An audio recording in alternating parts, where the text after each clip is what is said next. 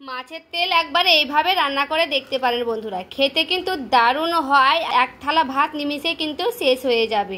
আর দেখুন মাছের তেলটা কতটা লোভনীয় লাগছে। নমস্কার বন্ধুরা, আমার ইতালি কুকিং চ্যানেলে সবাইকে স্বাগত জানিয়ে আবার একটা রেসিপি নিয়ে হাজির হয়েছি। তো যে সকল বন্ধুরা আমার চ্যানেলে নতুন হয়ে আছেন তারা প্লিজ চ্যানেলটিকে সাবস্ক্রাইব করে রাখবেন, আর যারা ফেসবুক থেকে দেখছেন তারা পেজটাকে ফলো করে রাখবেন। আর দেখুন বন্ধুরা, এই মাছের তেলগুলোকে আমি খুব সুন্দর করে কিন্তু ধুয়ে নেব, দিয়ে কিন্তু যে তেলের ভেতরে দেখবেন এইগুলো যে ভুতিগুলো থাকে এগুলোকে আমি বের করে পরিষ্কার করে তারপরে নিয়ে চলে আসছি। তো দেখুন মাছের তেলটা কতটা সুন্দর লাগছে, আর কত বড়টা দেখুন ফটকা মাছের, দেখুন কি সুন্দর কিন্তু মেটাগুলো কত বড় সুন্দর হয়ে আছে, দেখুন কতগুলো হয়েছে, তো কিন্তু খুবই লোভনীয় লাগছে দেখতে।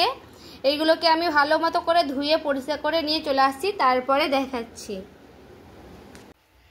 আর এখানে দেখুন বন্ধুরা, মাছের তেলটা আমি কিন্তু খুব ভালো করে বেছে নিয়ে চলে এসেছি, কতগুলো চর্বি জমে আছে। আর এখানে দেখুন বন্ধুরা, আমি কিন্তু সেই মাছের তেলটা রান্না করব, তার জন্য নিয়ে নিয়েছি পেঁয়াজ কেটেছি এখানে, আর নিয়েছি আমি এখানে বেগুন, আর এখানে নিয়েছি কটা রসুন পোয়া নিয়েছি, আর এখানে নিয়েছি আলু এই সাইজ করে কেটে নিয়েছি, আর দুটো লঙ্কা চিড়ে নিয়েছি, লঙ্কাটা দিতে পারেন আর না দিতে পারেন। আর বেগুনটা দেখুন এইভাবে আমি কেটে নিয়েছি। তো দেখুন এগুলো সবগুলো আমি কাটানো হয়ে গেছে, এবার আমি রান্না করে নেব। শুকনো কড়াইয়ে আমি দিয়ে দিচ্ছি কালো সরষা, সাদা সরষা থাকলেও কিন্তু হবে, এখানে আমি কালো সরষাটাই দিয়ে দিচ্ছি। অল্প একটু দিয়ে দিচ্ছি পাঁচ ফোড়ন। এবার পাঁচ ফোড়নটাকে দিয়ে আসে রাইস সরষাটাকে দিয়ে একটু ভালো করে নাড়াচাড়া করে নেব। এটা কিন্তু দেখে বুঝতে পারছেন, একটু ভালো করে কিন্তু নাড়াচাড়া করে নিতে হবে ফুটা পর্যন্ত। এবার দেখুন রাইস সরষাটা কিন্তু খুব ভালোভাবে ফুটতে লেগেছে, দেখুন চনমনে ভাবে ফুটে গেছে। এবার আমি এটাকে নামিয়ে নিচ্ছি একটা বাটিতে। এই বাড়িতে আমি নামিয়ে নিয়েছি, ঠান্ডা করে মিক্সিং বলে পেস্ট করে নেব। কড়াইটা আমি আবারও চাপিয়ে নিয়েছি, আমি দিয়ে দিচ্ছি তেল। তেলটা কিন্তু আমার অল্পই দিতে হবে প্রথমে।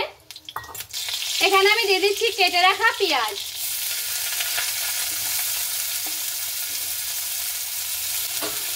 পেঁয়াজটাকে দিয়ে একটু ভালো মতো করে নাড়াচাড়া করে নেব। আর দেখুন বন্ধুরা, আমি কিন্তু পেঁয়াজটাকে খুব ভালো মতো করে ভেজে নিয়েছি। এবার আমি পেঁয়াজের ওপরে দিয়ে দিচ্ছি অল্প একটু লবণ, অল্প একটু দিয়ে দিব হলুদ। এবার আমি একটু ভালো করে নাড়াচাড়া করে নেব লবণটা আর হলুদটাকে দিয়ে। এরপরে দেখুন বন্ধুরা, মাছের তেলটা যেটা ধুয়ে রেখেছিলাম সেটা আমি দিয়ে দিচ্ছি সেই পেঁয়াজের ওপরে। এবার কিন্তু মাছের তেলটাকে দিয়ে পেঁয়াজটার সঙ্গে খুব ভালো মতো করে নাড়াচাড়া করে নেব। এখানে কিন্তু বন্ধুরা অল্পই তেল দিবেন, পরে থেকে কিন্তু অনেকগুলো তেল বের হবে, তখন কিন্তু বেশি তেল চুপচুপে হয়ে যাবে। যে কোনো জিনিসে কিন্তু বেশি তেল দিলে ভালো লাগে না, মিডিয়াম তেল দিলে কিন্তু খুবই ভালো হয়। তো দেখুন এটা মাছের তেলটাকে দিয়ে আমি একটু ভালো করে নাড়াচাড়া করে নেব। আর দেখুন বন্ধুরা, পেঁয়াজটা দিয়ে আর মাছের তেলটাকে দিয়ে আমি একটু ভালো করে নাড়াচাড়া করে নিয়েছি। এটা কিন্তু বেশিক্ষণ নাড়া যাবে না, কারণ আমি আলু আর সেই বেগুনগুলো দিব, তার জন্য বেশি পোড়ালে কিন্তু ভালো লাগবে না। এখানে আমি নিয়েছি সেই আলু কাটা আর নিয়েছি সেই বেগুন কাটাগুলো দিয়ে আমি দিয়ে দিচ্ছি।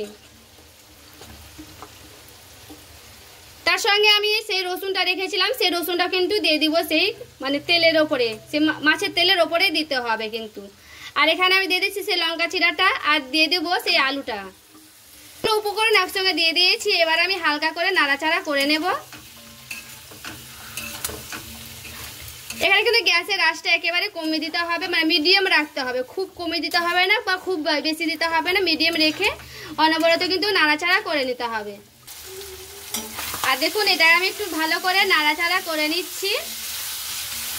আবারও আমি এটাকে গ্যাসটাকে একেবারে কমিয়ে দেব, দিয়ে এবার আমি ঢাকা দিয়ে 2 থেকে 3 বার উঠিয়ে কিন্তু নাড়াচাড়া করে নেব। তো দেখুন বন্ধুরা, এবার আমি ঢাকনাটা উঠিয়ে নেব, দিয়ে এবার ঢাকনাটা উঠিয়ে একটু নাড়াচাড়া করে নেব। দেখুন গ্যাসের আঁচটা কিন্তু একেবারে কমিয়ে দিয়েছি, কারণ যদি পুড়ে যায় তেলটা তবে খেতে কিন্তু অতটা ভালো লাগবে না, তার জন্য কিন্তু একেবারে আঁচটাকে কমিয়ে কিন্তু ভাজা করে নিতে হবে। এখানে দেখুন এক চামচের মতো আদা আর জিরে আমি এখানে পেস্ট করে রেখেছিলাম, সেটা আমি দিয়ে দিচ্ছি। 1 চামচের মতোই কিন্তু আমি দিলাম, বেশি কিন্তু দেব না।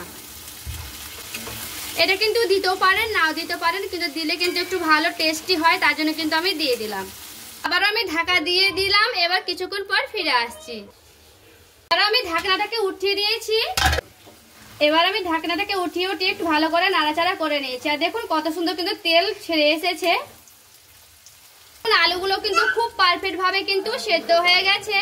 আর দেখুন কতটা লোভনীয় লাগছে। তেল দেখুন কতটা গুলো কিন্তু ছেড়েছে। আমি কিন্তু অল্প একটু তেল দিয়েছি, তাতে দেখুন কতগুলো তেল বেরিয়েছে।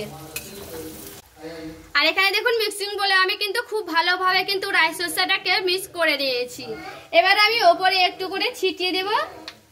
এটা কিন্তু সেন্ট হবে আর খেতেও কিন্তু খুবই ভালো লাগবে, তার জন্য কিন্তু আমি দিয়ে দিচ্ছি। এবার আমি একটু ভালো মতো করে নাড়াচাড়া করে নেব। ধোয়া ওঠা গরম ভাতের সঙ্গে যদি এরকম মাছের তেল হয় বন্ধুরা, না বানিয়ে খেলে কিন্তু বুঝতেই পারবেন না যে কতটা লোভনীয় লাগে। আর এইভাবে কিন্তু একবার বাড়িতে বানিয়ে খেয়ে দেখতে পারেন, খেতে যে এত সুন্দর হয়। আর দেখুন রসুনটা কিন্তু পারফেক্টভাবে সেদ্ধ হয়ে গেছে। রসুনটাকে কিন্তু এইভাবে ভালো করে মাখিয়ে নিয়ে যদি খেয়ে দেখেন বন্ধুরা, কি বলবো, এত যা সুন্দর বা সুস্বাদু হয়, অপূর্ব স্বাদের এই মাছের তেল বন্ধুরা একবার হলেও কিন্তু বাড়িতে বানিয়ে দেখতে পারেন, খেতে কিন্তু দারুণ হয়। মাছের তেলের রেসিপিটি বন্ধুরা ভালো লেগে থাকলে অবশ্যই লাইক করে দিবেন, চ্যানেলটাকে সাবস্ক্রাইব করে আমার পাশে থাকবেন। তো চলুন দেখা হচ্ছে আরও একটা রেসিপির সঙ্গে।